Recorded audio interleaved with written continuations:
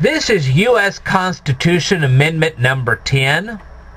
And it says, the powers not delegated to the United States by the Constitution, nor prohibited by it to the states, are reserved to the states respectively, or to the people. Now let's take this apart a little bit. The powers not delegated to the United States by the Constitution. The Constitution gives the federal government certain powers. Anything above and beyond that doesn't belong to the United States. Okay? Nor prohibited by it to the states. In other words, the Constitution tells the states what they cannot do. Okay?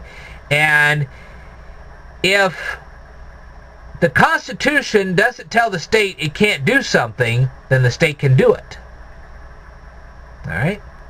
So, the states hold certain rights, and so does the federal government. Whatever the federal government doesn't hold in rights, the states do. So, in those days, as you saw with all those amendments, there was nothing saying whether you could or couldn't have children. There were basically no rules about who you could and could not marry.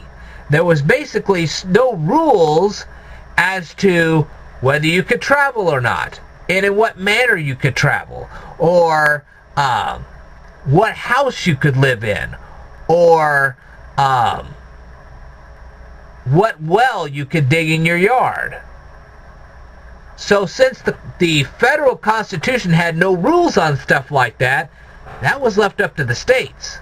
The states then could tell you what house you could live in, whether you could travel or not, where you could travel to, etc., etc., etc. See what I mean? So whatever federal powers were limited, that's when the state powers kicked in. Alright. I will tell you more in a future video. Stay tuned.